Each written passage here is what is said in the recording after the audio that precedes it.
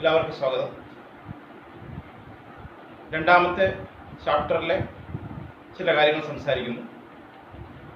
രണ്ടാമത്തെ ചാപ്റ്ററിൻ്റെ പേര് സൊല്യൂഷൻസ് എന്നാണ്. നമ്മൾ ഒരുപാട് തരം സൊല്യൂഷൻസ് ദിവസവും കാണുന്നതാണ്. അപ്പോൾ അതിൽ തന്നെ സൊല്യൂഷൻ എന്ന് പറയുമ്പോഴത്തേക്ക് ചെറിയ ക്ലാസ്സിൽ നിങ്ങൾ പഠിച്ചതുപോലെ അതിനകത്ത് രണ്ട് കമ്പോണൻസ് ഉള്ള സൊല്യൂഷനെ പറ്റി മനസ്സിലാക്കിയിട്ടുണ്ട്. രണ്ട് കമ്പോണൻസ് ഉള്ള സൊല്യൂഷനെ പറ്റി. അപ്പം അങ്ങനെ രണ്ട് കമ്പോണൻസ് ഉള്ള സൊല്യൂഷനെ നമ്മൾ സാധാരണ ബൈനറി സൊല്യൂഷൻസ് എന്ന് പറയാറുണ്ട്. ശരിക്കും പറഞ്ഞാൽ നമ്മുടെ ചാപ്റ്ററിൻ്റെ യഥാർത്ഥത്തിലുള്ള ഒരു പേര് കൊടുക്കേണ്ടിയിരുന്നത് ബൈനറി സൊല്യൂഷൻ എന്ന് തന്നെയാണ്. അതായത് രണ്ട് കമ്പോണൻസ് ഉള്ള സൊല്യൂഷനായിട്ട് ബന്ധപ്പെട്ട കാര്യങ്ങൾ മാത്രം സംസാരിക്കുന്നു.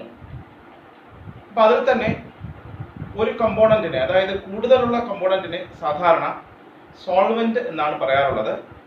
കുറച്ച് ഉള്ള കമ്പോണൻറ്റിനെ നമ്മൾ സാധാരണ സൊല്യൂട്ട് എന്ന വാക്കുകൊണ്ട് പറയാറുണ്ട്. അപ്പോൾ ഒരു സൊല്യൂഷനകത്ത് അല്ലെങ്കിൽ ഒരു ബൈനറി സൊല്യൂഷനകത്ത് ഒരു സോൾവെന്റും ഉണ്ട്, സൊല്യൂട്ടും ഉണ്ട്. അപ്പോൾ അതിൽ തന്നെ സോൾവെന്റ് ഗ്യാസ് ആണെങ്കിൽ അങ്ങനെയുള്ള ബൈനറി സൊല്യൂഷൻസ് ഗ്യാഷ്യസ് സൊല്യൂഷനാണ്. സോൾവെന്റ് സോളിഡ് ആണെങ്കിൽ അങ്ങനെയുള്ള ബൈനറി സൊല്യൂഷൻ സോളിഡ് സൊല്യൂഷനാണ്. അതേസമയം സോൾവെന്റ് ലിക്വിഡ് ആണെങ്കിൽ അങ്ങനെയുള്ള ബൈനറി സൊല്യൂഷൻ ലിക്വിഡ് സൊല്യൂഷനാണ്. അപ്പോൾ അതിൽ തന്നെ നിങ്ങളുടെ ചാപ്റ്ററിൻ്റെ പേര് ഞാൻ പറഞ്ഞു സൊല്യൂഷൻ എന്നാണ്. പക്ഷെ യഥാർത്ഥത്തിൽ നമ്മൾ ബൈനറി സൊല്യൂഷനെ പറ്റി മാത്രമേ സംസാരിക്കുന്നുള്ളൂ. അതിൽ തന്നെ ഗ്യാഷ്യസ് സൊല്യൂഷൻ ഉണ്ടാവാം, ലിക്വിഡ് സൊല്യൂഷൻ ഉണ്ടാവാം, സോളിഡ് സൊല്യൂഷൻ ഉണ്ടാവാം. അതിൽ തന്നെ നമുക്ക് പഠിക്കാൻ തന്നിരിക്കുന്നത് യഥാർത്ഥത്തിൽ ലിക്വിഡ് സൊല്യൂഷനാണ്. അതായത് ലിക്വിഡ് എന്ന സോൾവെന്റുമായിട്ട് ബന്ധപ്പെട്ട കാര്യങ്ങളെ പറ്റി മാത്രമാണ് നമുക്ക് സംസാരിക്കാനുള്ളത്. അപ്പോൾ അങ്ങനെയുള്ള ഒരു 3 സൊല്യൂഷൻ്റെ എക്സാമ്പിൾ, ലിക്വിഡ് സൊല്യൂഷൻ്റെ 3 എക്സാമ്പിൾ കാണിക്കാം. അപ്പോൾ നിങ്ങളെല്ലാം കണ്ടിട്ടുള്ളത് പോലെ തന്നെ സോഡിയം ക്ലോറൈഡും വാട്ടറും. അപ്പോൾ സോഡിയം ക്ലോറൈഡും വാട്ടർ നോക്കുന്ന സമയത്ത് NaCl വാട്ടർ എന്ന് പറയുമ്പോൾ നമുക്കറിയാം അവിടുത്തെ സോൾവെന്റ് എന്നുള്ളത് വാട്ടറാണ് അല്ലെങ്കിൽ ലിക്വിഡാണ്. അതേസമയം അവിടുത്തെ സൊല്യൂട്ട് കുറച്ചുള്ളത് NaCl എന്നറിയപ്പെടുന്ന സോളിഡ് ആണ്. അതായത് NaCl വാട്ടറിന്റെ പ്രത്യേകത അവിടുത്തെ സൊല്യൂട്ട് സോളിഡും സോൾവെന്റ് ലിക്വിഡുമാണ്. ഇനി അതേസമയം നിങ്ങൾ കേട്ടിട്ടുണ്ടാവും ആൽക്കഹോൾ ഇൻ വാട്ടർ. ആൽക്കഹോളും വെള്ളവും കൂടെ മിക്സ് ചെയ്യുന്ന സമയത്ത് ആൽക്കഹോൾ എന്നുള്ളത് സൊല്യൂട്ട് ആണ്, അതേസമയം വാട്ടർ എന്നുള്ളത് സോൾവെന്റ് ആണ്. അപ്പോൾ അവിടുത്തെ വാട്ടർ എന്നുള്ളത് ലിക്വിഡാണ്, ആൽക്കഹോളും ലിക്വിഡാണെന്ന് നമുക്കറിയാം. അപ്പോൾ ഒന്നുകൂടെ ഓർമ്മിക്കാം, NaCl വാട്ടറിന്റെ പ്രത്യേകത അതൊരു ലിക്വിഡ് സൊല്യൂഷൻ ആണ്. ആ ലിക്വിഡ് സൊല്യൂഷന്റെ സോൾവെന്റ് ലിക്വിഡാണ്, അതേസമയം സൊല്യൂട്ട് സോളിഡ് ആണ്. അത് ഒരു ടൈപ്പ്. പിന്നെ അതേസമയം ആൽക്കഹോൾ ഇൻ വാട്ടർ എന്ന എക്സാമ്പിൾ നോക്കുന്ന സമയത്ത് അവിടെയും സോൾവെന്റ് ലിക്വിഡ് തന്നെയാണ്, സോൾവെന്റ് വാട്ടർ തന്നെയാണ്, പക്ഷെ അവിടുത്തെ സൊല്യൂട്ടും ലിക്വിഡ് തന്നെയാണ്. അപ്പം അങ്ങനെ ഒരു വ്യത്യാസം അവിടെയുണ്ട്. പിന്നെ അതേസമയം carbon dioxide water, soda water നോക്കുന്ന സമയത്ത് അതിൽ വാട്ടർ എന്നുള്ളത് നമുക്കറിയാം ലിക്വിഡാണ്, അതേസമയം കാർബൺ ഡൈ ഓക്സൈഡ് എന്നുള്ളത് ഗ്യാസ് ആണെന്ന് നമുക്കറിയാം. അപ്പോൾ ഞാൻ പറഞ്ഞു വന്നത് ഇത്രയേ ഉള്ളൂ. അതായത് സൊല്യൂഷൻ എന്നാണ് നമ്മുടെ ഹെഡിങ് എങ്കിലും യഥാർത്ഥത്തിൽ അതൊരു ബൈനറി സൊല്യൂഷനാണ്. ഇനി ബൈനറി സൊല്യൂഷൻ തന്നെ ഗ്യാസ് എന്ന സോൾവെന്റ് ആയിട്ട് വരുന്നതിനെ ഗ്യാഷ്യസ് സൊല്യൂഷൻ എന്ന് പറയണം. അതിനെപ്പറ്റി നമുക്ക് സംസാരിക്കാനില്ല. സോൾവെന്റ് ആയിട്ട് വരുന്ന സൊല്യൂഷനെ നമ്മൾ സോളിഡ് സൊല്യൂഷൻ എന്ന് പറയാം. അതിനെപ്പറ്റി നമുക്ക് സംസാരിക്കുന്നില്ല. അതേസമയം ലിക്വിഡ് എന്നുള്ളത് സോൾവെന്റ് ആയിട്ട് വരുന്ന സൊല്യൂഷനെ നമ്മൾ സാധാരണ ലിക്വിഡ് സൊല്യൂഷൻ എന്ന് പറയാം. ലിക്വിഡ് സൊല്യൂഷനെ പറ്റി നമുക്ക് സംസാരിക്കാനുണ്ട്. ആ ലിക്വിഡ് സൊല്യൂഷന്റെ പ്രത്യേകത, ലിക്വിഡ് സൊല്യൂഷൻ 3 തരത്തിലുണ്ട്. ലിക്വിഡ് സൊല്യൂഷനിൽ സോൾവെന്റ് ലിക്വിഡും സൊല്യൂട്ട് സോളിഡായിട്ട് വരുന്ന ഒരു ടൈപ്പ് നമുക്ക് സംസാരിക്കാനുണ്ട്. സോൾവെന്റ് ലിക്വിഡും സൊല്യൂട്ട് ലിക്വിഡായിട്ട് വരുന്ന മറ്റൊരു തരം സൊല്യൂഷനെ പറ്റി സംസാരിക്കുന്നുണ്ട്. സോൾവെന്റ് ലിക്വിഡും സൊല്യൂട്ട് ഗ്യാസുമായിട്ട് ബന്ധപ്പെട്ട നമുക്കൊരു ടൈപ്പ് സൊല്യൂഷനെ പറ്റി സംസാരിക്കുന്നുണ്ട്. അപ്പോൾ നമുക്ക് ലിക്വിഡ് സൊല്യൂഷനെ പറ്റിയാണ് സംസാരിക്കാനുള്ളത്. അത് 3 തരത്തിലുണ്ട്. സൊല്യൂട്ട് സോളിഡ് ആയിട്ടും സോൾവെന്റ് ലിക്വിഡായിട്ട് വരുന്ന ഒരു കാറ്റഗറി, സൊല്യൂട്ട് ലിക്വിഡും സോൾവെന്റ് ലിക്വിഡായിട്ട് വരുന്ന മറ്റൊരു കാറ്റഗറി, സൊല്യൂട്ട് ഗ്യാസും അതേസമയം സോൾവെന്റ് ലിക്വിഡായിട്ട് വരുന്ന മറ്റൊരു കാറ്റഗറി. അങ്ങനെ 3 ടൈപ്പ് ലിക്വിഡ് സൊല്യൂഷനെ പറ്റി നമുക്ക് വിശദമായി സംസാരിക്കാനുണ്ട്. അപ്പോൾ അതിന് നമുക്ക് ഈ ചാപ്റ്റർ കൺവെൻഷനലി പഠിക്കാൻ എളുപ്പത്തിന് വേണ്ടി സൊല്യൂട്ട് എന്ന കമ്പോണന്റ് റെപ്രസെന്റ് ചെയ്യാൻ വേണ്ടി നമുക്ക് ക്യാപിറ്റൽ B എന്ന് റെപ്രസെന്റ് ചെയ്യാം. അതേസമയം സോൾവെന്റിനെ കാണിക്കാൻ വേണ്ടി നമുക്ക് ക്യാപിറ്റൽ A എന്ന അക്ഷരം കൊണ്ട് റെപ്രസെന്റ് ചെയ്യാം. നമുക്ക് എളുപ്പത്തിന് വേണ്ടി, കാര്യങ്ങൾ എളുപ്പം മനസ്സിലാക്കാൻ വേണ്ടി, നമുക്ക് എളുപ്പം റെപ്രസെന്റ് ചെയ്യാൻ വേണ്ടി മാത്രമാണ് ഇങ്ങനെ ചില റെപ്രസെന്റേഷൻസ് കൊടുക്കുന്നത്. സോൾവെന്റിന് പകരം A എന്നും സൊല്യൂട്ടിന് പകരം B എന്നും റെപ്രസെന്റ് ചെയ്യാം. അപ്പോൾ ഇനി നിങ്ങൾക്ക് W എന്ന് കണ്ടാൽ അത് മാസ് ആണെങ്കിൽ അല്ലെങ്കിൽ വെയിറ്റ് ആണെങ്കിൽ WA എന്നൊരു ലെറ്റർ എവിടെയെങ്കിലും കണ്ടാൽ അത് മാസ് ഓഫ് സോൾവെന്റ് എന്ന് വായിച്ചോണം, അല്ലെങ്കിൽ വെയിറ്റ് ഓഫ് സോൾവെന്റ് എന്ന് വായിച്ചോണം.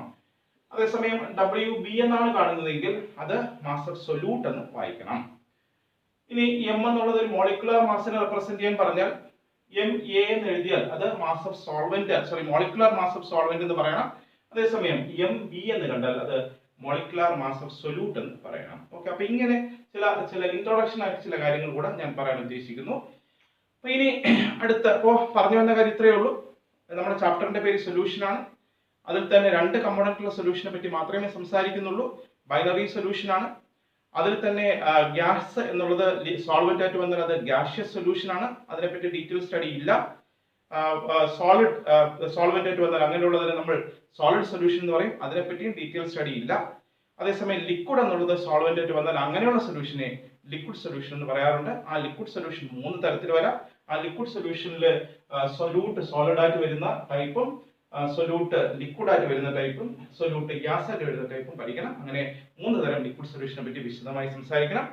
അപ്പൊ ഇനി അത് നമുക്ക് എളുപ്പം പഠിക്കാൻ വേണ്ടി ചില ലെറ്റേഴ്സ് കൊടുക്കുന്നുണ്ട്. സോൾവെന്റിന് പകരം ക്യാപിറ്റൽ A എന്നും സൊല്യൂട്ടിന് പകരം ക്യാപിറ്റൽ B എന്ന് റെപ്രസെന്റ് ചെയ്യുന്നുണ്ട്. ഇനി അപ്പൊ അത് വെച്ചിട്ട് ചില കാര്യങ്ങൾ കൂടെ, M ഉള്ളത് മോളിക്കുലർ മാസ് ആണെങ്കിൽ MA ആണെങ്കിൽ അത് മോളിക്കുലർ മാസ് ഓഫ് സോൾവെന്റ് എന്ന് വായിക്കണം. അതേസമയം MB ആണെങ്കിൽ മോളിക്കുലർ മാസ് ഓഫ് സൊല്യൂട്ട് എന്ന് വായിക്കണം എന്നൊക്കെ പറഞ്ഞ് ചില അപ്രോക്സിമേഷനും മനസ്സിലായി. അപ്പൊ ഇനി അടുത്ത കാര്യം, കഴിഞ്ഞ +1 നമ്മൾ പഠിച്ചത് തന്നെയാണ്. സൊല്യൂഷന്റെ കോൺസെൻട്രേഷൻ പറയാൻ വേണ്ടി ഉപയോഗിക്കുന്ന ചില ടേംസിനെ പറ്റി കൂടെ നമുക്ക് ഓർമ്മിക്കണം. അപ്പൊ കഴിഞ്ഞ പ്രാവശ്യം പറഞ്ഞതുപോലെ തന്നെയാണ് കാര്യങ്ങൾ. സൊല്യൂഷന്റെ കോൺസെൻട്രേഷൻ പറയാൻ വേണ്ടി നമുക്ക് molality, parts per million, mole fraction, mass percentage, volume percentage, mass per volume percentage പോലുള്ള ടേംസ് നമുക്ക് ഉപയോഗിക്കണം. അപ്പോൾ അടുത്ത് നമ്മൾ മനസ്സിലാക്കാൻ ഉദ്ദേശിക്കുന്നത് കഴിഞ്ഞ വർഷം നമ്മൾ പഠിച്ച കാര്യങ്ങൾ തന്നെയാണ്. കോൺസെൻട്രേഷൻ ഓഫ് സൊല്യൂഷൻ എക്സ്പ്രസ് ചെയ്യാൻ വേണ്ടി ഉപയോഗിക്കുന്ന 7 ലെറ്റേഴ്സ് ഞാൻ ഇവിടെ കാണിച്ചിട്ടുണ്ട്. അതിൽ ഒരെണ്ണം മൊളാലിറ്റി എന്ന് വായിക്കണം, മറ്റൊന്ന് മൊളാലിറ്റി എന്ന് വായിക്കണം, ഇനി ഒരെണ്ണം പാർട്സ് പെർ മില്യൺ, ഇനി ഒരെണ്ണം mole fraction, mass percentage, volume percentage, mass per volume percentage എന്ന 7 ടേംസ് ഉപയോഗിച്ച് നമുക്ക് കോൺസെൻട്രേഷൻ റെപ്രസെന്റ് ചെയ്യാം. അപ്പൊ അതിൽ തന്നെ വളരെ ട്രേസ് എമൗണ്ട് സബ്സ്റ്റൻസിന്റെ, അതായത് ഇപ്പോ ഒരു കൊക്കക്കോളയിലുള്ള കീടനാശിനിയുടെ അളവ് ഒക്കെ റെപ്രസെന്റ് ചെയ്യാൻ വേണ്ടി ഉപയോഗിക്കുന്ന വളരെ ട്രേസ് ആയിട്ടിരിക്കുന്ന സാധനങ്ങളുടെ എമൗണ്ട് പറയാൻ വേണ്ടി ഉപയോഗിക്കുന്നതാണ് parts per million. Parts per മില്യന്റെ ഡെഫിനിഷൻ ഇങ്ങനെയാണ്: parts per million equal to parts of solute അല്ലെങ്കിൽ മാസ് ഓഫ് സൊല്യൂട്ട് എന്ന് പറയാം, divided by total parts of solution into 10⁻⁶ എന്ന് എഴുതിയാൽ പാർട്സ് പെർ മില്യന്റെ ഡെഫിനിഷൻ ആയി. പാർട്സ് പെർ മില്യൺ ഉപയോഗിക്കുന്നത് ഞാൻ പറഞ്ഞു, അത് വളരെ ട്രേസ് എമൗണ്ട് എക്സ്പ്രസ് ചെയ്യാൻ വേണ്ടി ഉപയോഗിക്കുന്ന ഒരു ടേം ആണ്. പാർട്സ് പെർ മില്യൺ കണ്ടുപിടിക്കാൻ ഉപയോഗിക്കുന്ന ഫോർമുല ഇങ്ങനെ വായിക്കാം: പാർട്സ് ഓഫ് സൊല്യൂട്ട് അല്ലെങ്കിൽ mass of solute divided by total parts of solution അല്ലെങ്കിൽ total mass of solution into 10⁻⁶ ആയാൽ അത് പാർട്സ് പെർ മില്യൺ ആയി കഴിയും. ഇനി മോൾ ഫ്രാക്ഷൻ, അത് പേര് സൂചിപ്പിക്കും പോലെ തന്നെ അത് മോളിന്റെ ഫ്രാക്ഷൻ ആണ്. അപ്പൊ ഞാൻ തൽക്കാലം നമ്പർ ഓഫ് മോൾസിനെ സ്മോൾ n എന്ന് റെപ്രസെന്റ് ചെയ്താൽ number of moles of solvent എന്ന് കാണിക്കാൻ വേണ്ടി NA എന്ന് എഴുതാം. Number of moles of solute കാണിക്കാൻ വേണ്ടി NB എന്ന് എഴുതാം. അപ്പൊ ടോട്ടൽ നമ്പർ ഓഫ് മോൾസ് കാണിക്കാൻ വേണ്ടി NA പ്ലസ് NB എന്ന് എഴുതാം.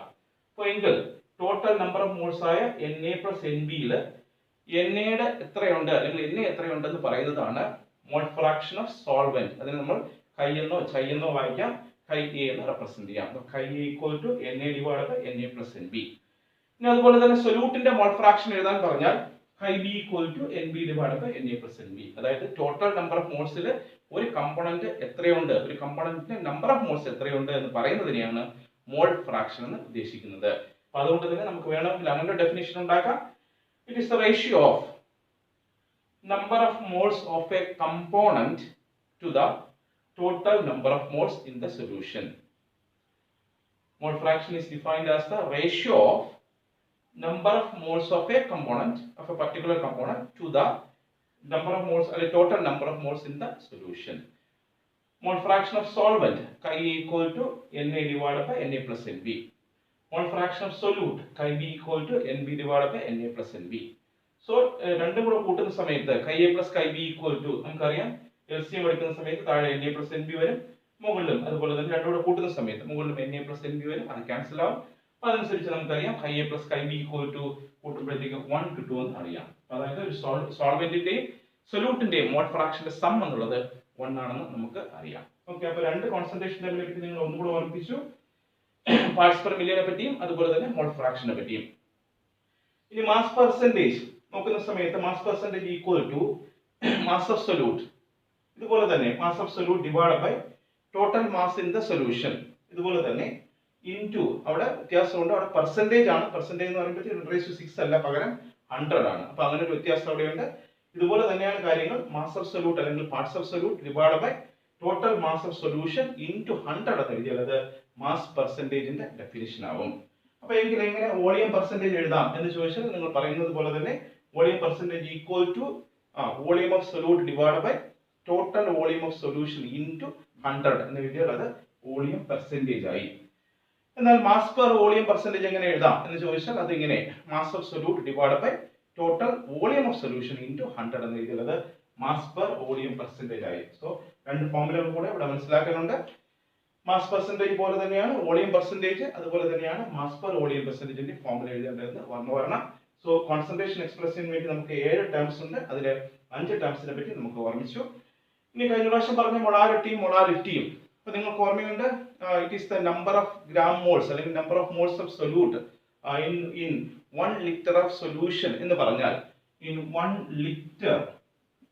ലിറ്റർ ഓഫ് സൊല്യൂഷൻ എന്ന് പറഞ്ഞാൽ അത് മൊളാരിറ്റി ആണ്. അതേസമയം it is the number of gram moles of solute dissolved in 1 kilogram of solvent എന്ന് പറഞ്ഞാൽ അത് മൊളാലിറ്റിയുമാണെന്ന് നിങ്ങൾക്ക് ഓർമ്മയുണ്ട്. സോ ഡെഫിനിഷൻ രണ്ടും ഇങ്ങനെയാണ്. It is the number of molality definition ഇങ്ങനെയാണ്, it is the number of gram moles of solute dissolved in 1 litre of solution.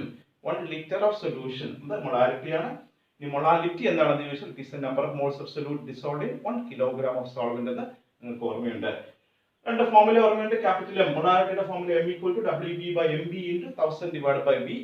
അതിൽ WB എന്ന് വെച്ചാൽ ഉദ്ദേശിക്കുന്നത് മാസ് ഓഫ് സൊല്യൂട്ട് ആണ്, MB എന്ന് വെച്ചാൽ ഉദ്ദേശിക്കുന്നത് മോളിക്കുലാർ മാസ് ഓഫ് സൊല്യൂട്ട് ആണ്. B is the volume of solution in milliliter. അതായത് 5 ലിറ്റർ എന്ന് നമ്മൾ ഉദ്ദേശിച്ചാൽ Bക്ക് പകരം സബ്സ്റ്റിറ്റ്യൂട്ട് ചെയ്യുന്ന സമയത്ത് അവിടെ 5000 മില്ലി ലിറ്റർ എന്ന് എഴുതണം. 2.5 ലിറ്റർ എന്ന് എഴുതിയാൽ അത് 2500 ml എന്ന് എഴുതണം. So B is the volume of solution in milliliter എന്ന് പറയണം.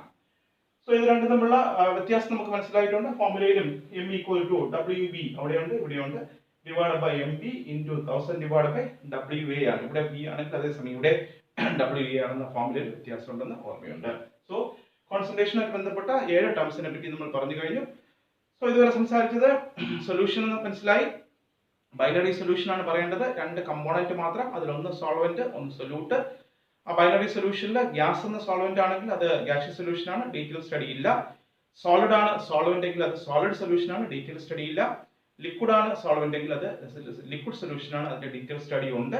അത് 3 തരത്തിലുണ്ട്. ആ ലിക്വിഡ് സൊല്യൂഷനിൽ തന്നെ സോളിഡ് സൊല്യൂട്ട് വരുന്നതും ലിക്വിഡ് സൊല്യൂട്ട് വരുന്നതും ഗ്യാഷ്യസ് സൊല്യൂട്ട് വരുന്നതിനെ പറ്റി നമുക്ക് സംസാരിക്കുന്നുണ്ട്.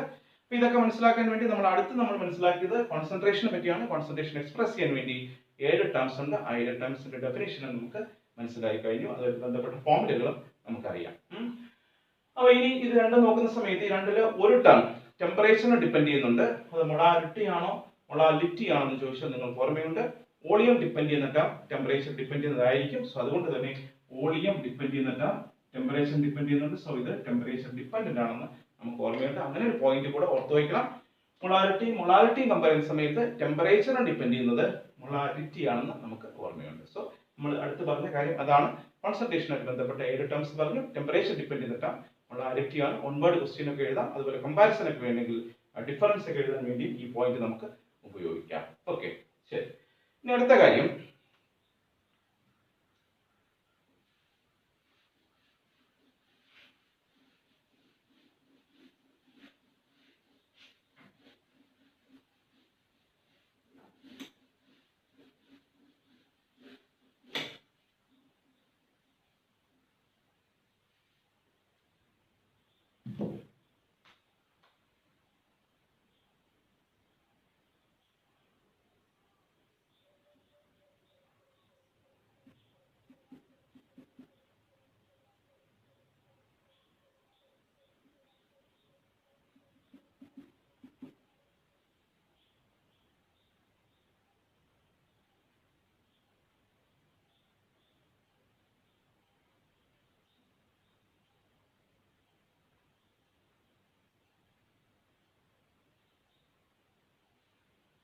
ശരി, അപ്പൊ അടുത്ത കാര്യം സംസാരിക്കാൻ വേണ്ടി ഞാൻ 2 ലിക്വിഡ് എടുക്കുന്നു. അതിൽ ഒന്നാമത്തെ ലിക്വിഡിനെ നമുക്ക് തൽക്കാലത്തേക്ക് ക്യാപിറ്റൽ എ എന്ന് റെപ്രസെന്റ് ചെയ്യാം. സോൾവെന്റ് തന്നെ ആയിക്കോട്ടെ, ആ ലിക്വിഡ് മാത്രമേ അവിടെ ഉള്ളൂ. അപ്പൊ എങ്കിൽ ആ ലിക്വിഡിനെ സംബന്ധിച്ചിടത്തോളം ലിക്വിഡിന് സ്വന്തമായിട്ട് ഒരു പ്രഷറുള്ള കാര്യം നിങ്ങൾക്ക് ഓർമ്മയുണ്ട്. The pressure exerted by vapours on the surface of the liquid when vaporisation and condensation are in equilibrium എന്ന് പറഞ്ഞ് കഴിഞ്ഞ പ്രാവശ്യം പഠിച്ചൊരു കാര്യമാണ്. സോ ലിക്വിഡിന് സ്വന്തമായിട്ടൊരു കോൺസ്റ്റന്റ് പ്രഷർ ഉണ്ട്, ഗിവൺ ടെമ്പറേച്ചർ കോൺസ്റ്റന്റ് ആയിരിക്കുന്ന ഒരു പ്രഷർ ഉണ്ട്. ആ പ്രഷറിനെ നമുക്കറിയാം, അത് വേപ്പർ പ്രഷർ എന്ന് പറയണം. വേപ്പർ പ്രഷർ അതിനെ തൽക്കാലത്തേക്ക് P0A എന്ന് റെപ്രസെന്റ് ചെയ്യുന്നു. അടുത്ത മറ്റൊരു ലിക്വിഡ് എടുക്കുന്നു. ആ ലിക്വിഡ് മാത്രമേ ഉള്ളൂ, സൊല്യൂഷൻ ആയിട്ടില്ല. അതിന് ഞാൻ എളുപ്പത്തിന് വേണ്ടി ക്യാപിറ്റൽ B എന്ന് റെപ്രസെന്റ് ചെയ്യുന്നു. ആ ലിക്വിഡിനും ഇതുപോലെ തന്നെ ഒരു വേപ്പർ പ്രഷർ ഉണ്ട്. ആ വേപ്പർ പ്രഷർ റെപ്രസെന്റ് ചെയ്യാൻ വേണ്ടി ഞാൻ തൽക്കാലം P0B എന്ന് റെപ്രസെന്റ് ചെയ്യാം. ഓക്കെ, അപ്പൊ അടുത്തൊരു പുതിയ കാര്യം സംസാരിക്കാനാണ്. അപ്പൊ അതിനുവേണ്ടി 2 ലിക്വിഡ് നമ്മൾ എടുത്തു. അതിലൊരു ലിക്വിഡിനെ A എന്ന് പേരിട്ടു. അതിന്റെ വേപ്പർ പ്രഷറിനെ, കോൺസ്റ്റന്റ് വേപ്പർ പ്രഷറിനെ P0A എന്ന് എഴുതി. അതുപോലെ തന്നെ മറ്റൊരു ലിക്വിഡ് എടുത്തിട്ടുണ്ട്. അത് സൊല്യൂഷൻ അല്ല, രണ്ടും സൊല്യൂഷൻ അല്ല. ക്യാപിറ്റൽ B എന്ന് റെപ്രസെന്റ് ചെയ്തു. അതിന്റെ വേപ്പർ പ്രഷറിനെ P0B എന്ന് എഴുതി കാണിക്കുന്നു. ഇനി അടുത്ത് ഞാനൊരു സൊല്യൂഷൻ ഉണ്ടാക്കാൻ പോകുന്നു. നമ്മുടെ ചാപ്റ്റർ അനുസരിച്ച് അതിൽ A എന്നുള്ളത് ഒരു 5 ലിറ്ററാണ്. 5 ലിറ്റർ A. അതേസമയം B എന്നുള്ളത് ഒരു 2 ലിറ്ററും ചേർത്ത് ഞാനൊരു സൊല്യൂഷൻ ഉണ്ടാക്കി. അതായത് നമ്മുടെ ചാപ്റ്ററിൽ പറഞ്ഞിരിക്കുന്ന സൊല്യൂഷൻ ഉണ്ടാക്കിയെടുക്കുന്നു. അപ്പൊ ഇനി സൊല്യൂഷനകത്ത് എയുടെ പ്രഷർ ഉണ്ട്. ഒരു സൊല്യൂഷനകത്ത് എയുടെ പ്രഷർ ഉണ്ട്. അത് ഒരു കാരണവശാലും അത് വേപ്പർ പ്രഷർ അല്ല. പകരം നിങ്ങൾക്ക് അറിയാവുന്നത് പോലെ തന്നെ അതിനെ നമ്മൾ വിളിക്കുന്ന പേര് പാർഷ്യൽ പ്രഷർ എന്ന് പറയണം. പ്രഷർ അതിൽ നമുക്ക് തൽക്കാലം PA എന്ന് റെപ്രസെന്റ് ചെയ്യാം. അതുപോലെ തന്നെ ഈ സൊല്യൂഷനകത്ത് ബിയുടെ പ്രഷർ ഉണ്ട്. ബിയുടെ പ്രഷറിനെ നമ്മൾ വിളിക്കുന്ന പേര് പാർഷ്യൽ പ്രഷർ തന്നെയാണ്. അതിനെ PB എന്ന് റെപ്രസെന്റ് ചെയ്യാം. ഓക്കെ, അപ്പോൾ ലിക്വിഡ് സെപ്പറേറ്റ് ഇരിക്കുന്ന സമയത്ത് അതിനെ നമുക്ക് കോൺസ്റ്റന്റ് ആണ് ആ വാല്യൂ. അതിന് വേപ്പർ പ്രഷർ എന്ന് റെപ്രസെന്റ് ചെയ്യാം. അത് P0A എന്ന് P0B എന്ന് പറയാം. ഇനി അതേ ലിക്വിഡ് ഒരു സൊല്യൂഷന്റെ ഭാഗമായിട്ട് വരുന്ന സമയത്ത് രണ്ടും ഉണ്ട്. അപ്പൊ അതിന് പാർഷ്യൽ പ്രഷർ എന്ന് പറയണം. അത് എയുടെ പാർഷ്യൽ പ്രഷറിനെ PA എന്നും ബിയുടെ പാർഷ്യൽ പ്രഷറിനെ PB എന്ന് റെപ്രസെന്റ് ചെയ്യാം. ഓക്കെ, അപ്പൊ ഇനി നമ്മുടെ കോമൺ സെൻസ് അനുസരിച്ച് നമുക്കറിയാം, ഇതിലെ എയുടെ എമൗണ്ട് കൂടിയാൽ എയുടെ പാർഷ്യൽ പ്രഷർ കൂടും. എയുടെ എമൗണ്ട് കൂടുന്നതനുസരിച്ച് എയുടെ പാർഷ്യൽ പ്രഷറും കൂടും. അപ്പൊ എമൗണ്ട് എന്ന് പറയാൻ വേണ്ടി ഞാൻ കോൺസെൻട്രേഷന്റെ ഒരു ടേം ഉപയോഗിക്കുന്നു. ആ കോൺസെൻട്രേഷൻ ടേം ആയിട്ട് ഞാൻ തൽക്കാലത്തേക്ക് മോൾ ഫ്രാക്ഷൻ എന്ന് പറയുന്നു. അപ്പോൾ എയുടെ മോൾ ഫ്രാക്ഷൻ കൂടുന്നതനുസരിച്ച് എയുടെ പാർഷ്യൽ പ്രഷറും കൂടുന്നുണ്ട്. അതായത് മോൾ ഫ്രാക്ഷൻ കൂടുന്നുണ്ട്, പാർഷ്യൽ പ്രഷറും കൂടുന്നുണ്ട്. അവർ ചുരുക്കം പറഞ്ഞ് നമുക്ക് അതിനെ ഡയറക്ട്ലി പ്രൊപ്പോർഷണൽ എന്ന് പറയാം. ഓക്കെ, അപ്പോൾ ഒരു സിമ്പിൾ സ്റ്റേറ്റ്മെന്റ് അതിൽ നിന്ന് നമുക്ക് ഉണ്ടാക്കിയെടുക്കാം. Partial pressure of A component in solution directly proportional to mole fraction of that component. Partial pressure of a component in solution directly proportional to mole fraction of that component. അതായത് P proportional to chi. അപ്പോൾ നമ്മൾ A വെച്ച് represent ചെയ്യുകയാണെങ്കിൽ PA proportional to chi A, PB proportional to chi B. നമുക്കറിയാം proportionality constant കൊടുക്കാറുണ്ട്. അപ്പൊ അത് നമ്മളെ അത്ഭുതപ്പെടുത്തിക്കൊണ്ട് ആ പ്രൊപ്പോർഷണാലിറ്റി കോൺസ്റ്റന്റ് അത് നേരത്തെ മനസ്സിലാക്കിയിരിക്കുന്ന P0A ആണ്. P0A into chi A. അതുപോലെ തന്നെ ഇവിടെയും എഴുതാം PB equal to P0B into chi B എന്ന് എഴുതാം. അപ്പൊ ഇപ്പൊ ഈ പറഞ്ഞിരിക്കുന്ന സ്റ്റേറ്റ്മെന്റ് എല്ലാം കൂടെ ചേർത്തിട്ട് നമ്മൾ വിളിക്കുന്ന പേര് റൗൾട്ട് ലാ എന്ന പേരിൽ അറിയപ്പെടുന്നുണ്ട്. ഓക്കെ, അപ്പോൾ നമ്മൾ ഇന്ന് പഠിക്കുന്ന അടുത്ത കാര്യം അതാണ്. പ്രധാനമായിട്ട് നമ്മൾ ഇന്ന് പഠിച്ചത് കോൺസെൻട്രേഷനുമായി ബന്ധപ്പെട്ട ടേംസ് എല്ലാം ഒന്നുകൂടെ ഓർമ്മിച്ചു. അതൊരു കാര്യം. അതിൽ രണ്ടാമത്തെ കാര്യമായിട്ട് ഇന്ന് പഠിക്കാൻ ഉദ്ദേശിക്കുന്നത് റൗൾട്ട് ലാ ആണ്. റൗൾട്ട് ലാ എന്താണെന്ന് ചോദിച്ചാൽ നിങ്ങൾ സ്റ്റേറ്റ്മെന്റ് പറയണം. Partial pressure of A component in solution directly proportional to mole fraction of that component എന്ന് പറഞ്ഞ റൗൾട്ട് ലായുടെ സ്റ്റേറ്റ്മെന്റ് ആയി. P proportional to chi എന്ന് എഴുതിയാൽ മാത്തമാറ്റിക്കൽ റെപ്രസെന്റേഷൻ ആയി. PA equal to chi A, PA equal to P0A into chi A എന്ന് പറയാം. PB proportional to chi B, PB equal to P0B into chi B എന്ന് പറഞ്ഞാൽ റൗൾട്ട് ലായുടെ statement ആയിട്ടുണ്ട്. ഇനി ചില ആൾക്കാർക്ക് ഇങ്ങനെ ഡെഫിനിഷൻ പറയാൻ തോന്നും. അതായത് partial pressure of A component in solution is the product of, അങ്ങനെ ഡെഫിനിഷൻ പറയാം. Partial pressure of A component in solution is the product of vapour pressure of that component and it's mole fraction. അങ്ങനെ പറഞ്ഞാൽ അതിന്റെ റൗൾട്ട് ലായുടെ definition ആവുമെന്ന് ഓർമ്മിക്കണം. ഇത് വെച്ച് definition പറയാം, ഇത് വെച്ച് ഡെഫിനിഷൻ പറയാം. ഒന്നുകൂടെ ഓർമ്മിക്കാം. ഇത് വെച്ച് ഡെഫിനിഷൻ പറഞ്ഞാൽ ഇങ്ങനെ, partial pressure of a component in solution directly proportional to mole fraction of that component in solution എന്ന് പറഞ്ഞ ഒരു ഡെഫിനിഷൻ. മറ്റൊരു ഡെഫിനിഷൻ ഇങ്ങനെ, partial pressure of a component in solution is the product of vapor pressure of a component and its mole fraction എന്ന് പറഞ്ഞ മറ്റൊരു definition ആയിരുന്നു ഓർത്തോണം. സോ നമ്മൾ പ്രധാനമായിട്ടും രണ്ട് കാര്യങ്ങളെ പറ്റിയാണ് പറയാൻ ഉദ്ദേശിക്കുന്നത്. ഒന്ന് കോൺസെൻട്രേഷനുമായിട്ട് ബന്ധപ്പെട്ട ടേംസ് ആണ്, മറ്റൊന്ന് റൗൾട്ട് ആയിട്ട് സ്റ്റേറ്റ്മെന്റിനെ പറ്റി പറയാം. അപ്പൊ ഇനി അടുത്ത ബാക്കിയുള്ള കാര്യങ്ങൾ നമുക്ക് അടുത്ത ക്ലാസ്സിൽ ഡിസ്കസ് ചെയ്യാം.